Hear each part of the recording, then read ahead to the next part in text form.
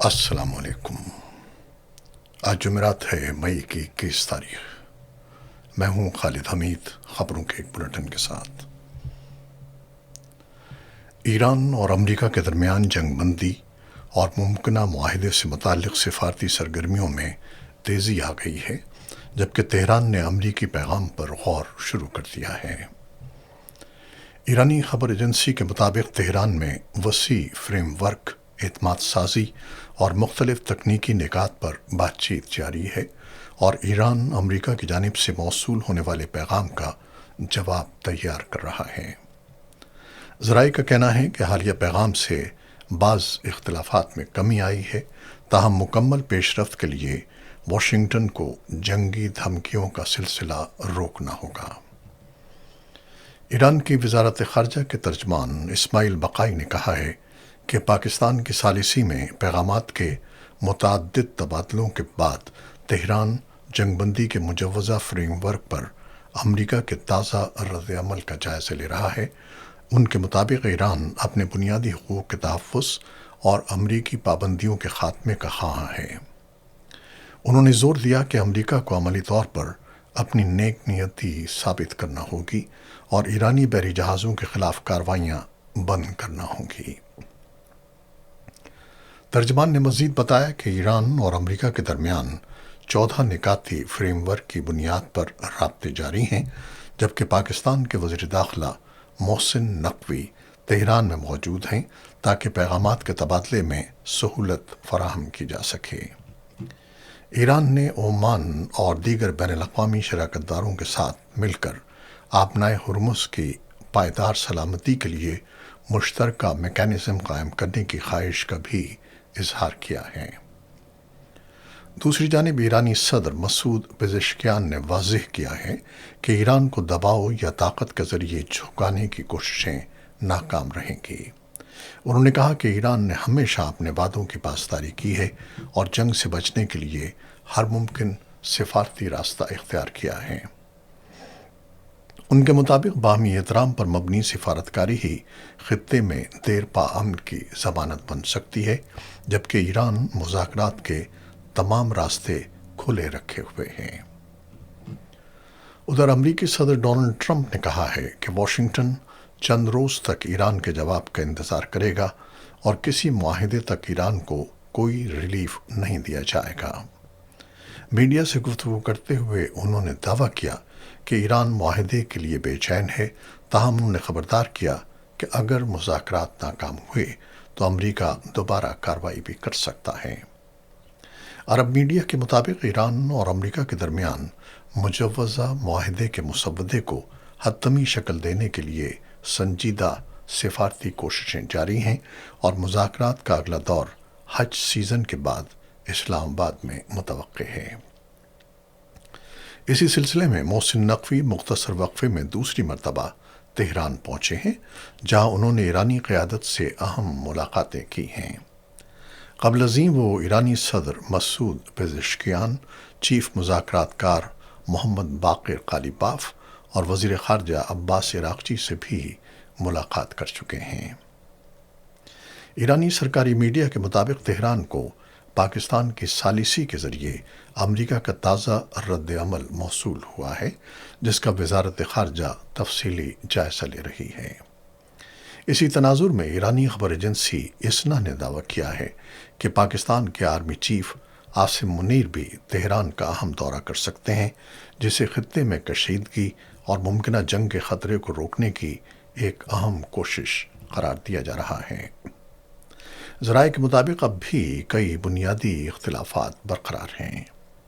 Iran मुस्तक़बिल में किसी नई जंग के ख़िलाफ़ वाज़ेह ज़मानत चाहता है, जबकि अमरीका इसराइल की मुमकिना कार्रवाइयों से मुताल्लिक़ मुकम्मल यकीन दहानी देने की पोजीशन में नहीं है।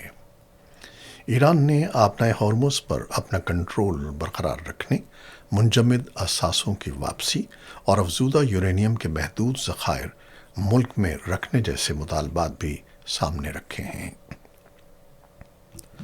आबनाए होर्मुज़ में कशीदगी के तनाज़ुर में ईरान की इस्लामी इनकलाबी गार्ड कोर बहरिया ने कहा है कि गुज़श्ता 24 घंटों के दौरान 25 से ज़ायद تجارتی اور آئل بردار جہازوں کو آبنائے ہرمز سے گزرنے کی اجازت دی گئی۔ IRGC بحریہ کے مطابق مجموعی طور پر 26 بحری جہاز، جن میں آئل ٹینکرز، کنٹینر شپ اور دیگر تجارتی جہاز شامل تھے، آبنائے ہرمز سے محفوظ طریقے سے گزرے۔ دوسری جانب ایران کی نئی قائم کردہ خلیج فارس آبنائے اتھارٹی نے آبنائے ہرمز کو نگرانی کا خصوصی علاقہ قرار دیتے ہوئے اعلان کیا ہے کہ اس راستے سے گزرنے والے تمام جہازوں کے لیے پیشگی اجازت نامہ لازمی ہوگا۔ اتھارٹی نے خبردار کیا کہ بغیر اجازت گزرنے والے جہازوں کو غیر قانونی تصور کیا جائے گا، جس کے بعد عالمی جہاز رانی اور توانائی کی ترسیل کے حوالے سے نئے خدشات پیدا ہوں گے۔ ادھر غزہ کے لیے امدادی سامان لے جانے والے گلوبل سمود فلوٹیلا کے تمام گرفتار ارکان کو اسرائیلی حراست سے رہا کر دیا گیا ہے، جس کی تصدیق اسرائیلی حکام نے بھی کر دی ہے۔ امریکہ میں قائم فلسطینی تنظیم عدالت کے مطابق امدادی کارکنوں کو مختلف ممالک بدر کیا جا رہا ہے، جبکہ ترک وزیر خارجہ نے بتایا کہ متعدد کارکنوں کو ترکیہ منتقل کیا جا رہا ہے۔ یاد رہے کہ اسرائیلی فورسز نے غزہ جانے والے امدادی بحری قافلے میں شامل پاکستان کے سعد ایدھی سمیت 400 سے زائد افراد کو حراست میں لے لیا تھا۔ رپورٹس کے مطابق دوران حراست کئی کارکنوں کو جسمانی اور نفسیاتی تشدد کا سامنا کرنا پڑا، جبکہ ٹیزر گنز اور ربر کی گولیوں کے استعمال کے الزامات بھی سامنے آئے ہیں۔ بعض خواتین شرکاء کے حجاب زبردستی اتارنے کے دعوے بھی کیے گئے ہیں، جس پر پاکستان سمیت متعدد ممالک نے شدید رد عمل ظاہر کیا ہے۔ اس معاملے پر عالمی سطح پر اسرائیل کو تنقید کا سامنا ہے، خاص طور پر اسرائیل کے انتہائی دائیں بازو کے قومی سلامتی کے وزیر اتمار بن گوئر کی جانب سے سوشل میڈیا پر ایک متنازع ویڈیو شیئر کرنے کے بعد رد عمل میں مزید شدت آ گئی ہے۔ پولینڈ کے وزیر خارجہ نے مطالبہ کیا ہے کہ اتمار بن گوئر کے پولینڈ میں داخلے پر پابندی عائد کی جائے۔ اٹلی کی وزیر اعظم جارجیا میلونی نے اسرائیلی حکام کے رویے کو ناقابل قبول قرار دیتے ہوئے کہا کہ اطالوی شہریوں سمیت تمام مظاہرین کے ساتھ انسانی وقار کے منافی سلوک کیا گیا۔ انہوں نے اسرائیل سے معافی کا مطالبہ کرتے ہوئے کہا کہ اطالوی حکومت اپنے شہریوں کی جلد رہائی کے لیے اعلیٰ سطح پر اقدامات کر رہی ہے۔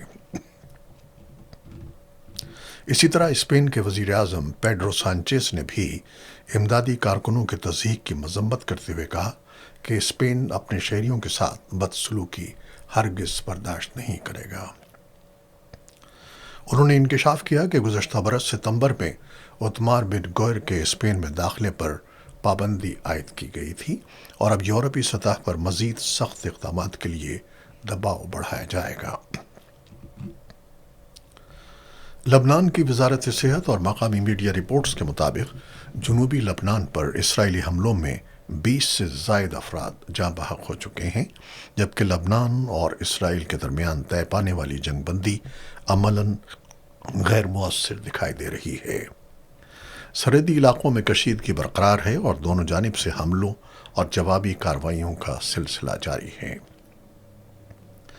دوسری جانب فلسطینی وزارت صحت کے مطابق اکتوبر سن 2023 سے غزہ پر جاری اسرائیلی جنگ میں کم از کم 72,773 فلسطینی جاں بحق، جبکہ 1,72,723 سے زائد زخمی ہو چکے ہیں۔ غزہ میں انسانی بحران مسلسل شدت اختیار کر رہا ہے اور عالمی سطح پر فوری جنگ بندی کے مطالبات بڑھتے جا رہے ہیں۔ ادھر اردن کی فوج نے اعلان کیا ہے کہ اس نے اپنی فضائی حدود میں داخل ہونے والے ایک نامعلوم ڈرون کو مار گرایا۔ فوجی بیان کے مطابق واقعے میں کوئی جانی نقصان نہیں ہوا، تاہم خطے میں بڑھتی ہوئی کشیدگی کے باعث سیکیورٹی الرٹ برقرار رکھا گیا ہے۔ اسی دوران حزب اللہ نے دعویٰ کیا ہے کہ اس کے جنگجوؤں نے بدھ کے روز جنوبی لبنان میں اسرائیلی افواج کے خلاف 24 حملے کیے۔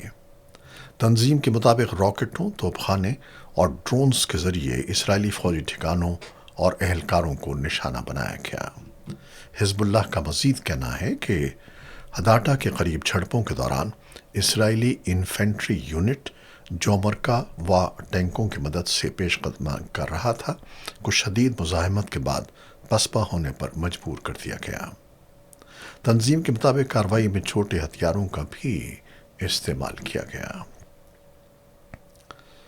اقوام متحدہ کی جنرل اسمبلی نے پاکستان اور فلپائن کی جانب سے پیش کردہ بین المذاہب ہم آہنگی اور عالمی امن سے متعلق ایک اہم قرارداد متفقہ طور پر منظور کر لی ہے۔ اسلاموفوبیا اور دنیا بھر میں بڑھتے ہوئے نفرت انگیز رجحانات کے تناظر میں منظور کی گئی اس قرارداد میں امن، عدم تشدد، بین المذاہب اور بین الثقافتی مکالمے کے فروغ پر زور دیا گیا ہے۔ درجنوں ممالک کی حمایت سے پیش کی گئی قرارداد میں رکن ممالک پر زور دیا گیا کہ وہ نسل پرستی، غیر ملکیوں سے نفرت، نفرت انگیز تقاریر، تشدد اور ہر قسم کے امتیازی سلوک کے خاتمے کے لیے شمولیت، برداشت اور اتحاد کو فروغ دیں۔ اقوام متحدہ میں پاکستان کے مستقل مندوب عاصم افتخار احمد نے قرارداد پیش کرتے ہوئے کہا کہ دنیا میں ایسے امن کی ثقافت کو فروغ دینا ناگزیر ہے جو تنوع، شمولیت اور بنیادی انسانی حقوق کے احترام کو یقینی بنائے، جبکہ معاشروں اور ریاستوں کے درمیان تقسیم پیدا کرنے والے تعصبات کو مسترد کر دے۔ انہوں نے کہا کہ عالمی برادری نے اگرچہ پیش رفت کی ہے، تاہم ان مشترکہ اہداف کے مکمل حصول کے لیے مزید اقدامات کی ضرورت ہے۔ دوسری جانب پاکستان کے سیکیورٹی فورسز نے شمالی وزیرستان میں انٹیلیجنس بیسڈ آپریشن کے دوران 4 دہشت گردوں کو ہلاک کر دیا۔ سیکیورٹی ذرائع کے مطابق آپریشن اسپیم وام کے علاقے میں کیا گیا، جہاں دہشت گرد کمانڈر عمر عرف جان میر بھی مارا گیا۔ ذرائع کے مطابق عمر عرف جان میر نے بوبالی مسجد کے اطراف زیر زمین بنکرز، سرنگیں اور بارودی جال بچھا رکھے تھے۔ سیکیورٹی حکام کا کہنا ہے کہ اس مطلوب دہشت گرد کے سر کی قیمت 30 لاکھ روپے مقرر کی گئی تھی اور وہ سیکیورٹی فورسز اور شہریوں پر متعدد دہشت گرد حملوں کا مبینہ ماسٹر مائنڈ تھا۔ اور کھیلوں سے متعلق ایک خبر، پاکستانی کوہ پیما سلمان عتیق نے دنیا کی بلند ترین چوٹی ماؤنٹ ایوریسٹ کامیابی سے سر کر لی ہے۔ اسلام آباد سے تعلق رکھنے والے سلمان عتیق ماؤنٹ ایوریسٹ سر کرنے والے 14ویں پاکستانی بن گئے ہیں۔ 8,848 میٹر بلند ماؤنٹ ایوریسٹ دنیا کی بلند ترین چوٹی ہے، جبکہ سلمان عتیق اس سے قبل گزشتہ سال نیپال میں ماسلو چوٹی بھی سر کر چکے ہیں۔ یہ تھیں وہ خبریں جو یوٹیوب چینل پر ہم نے آپ کے لیے پیش کی ہیں۔ آپ ہمارے چینل کو دیکھتے ہیں، شیئر کرتے ہیں، پسند کرتے ہیں اور اپنے کمنٹس میں اپنی محبتوں اور رائے کا اظہار کرتے ہیں، جس کے لیے ہم آپ کے بے حد مشکور ہیں۔ اپنی ان کاوشوں کو جاری رکھیے گا۔ خالد حمید کو اب اجازت دیجیے گا۔ اللہ حافظ۔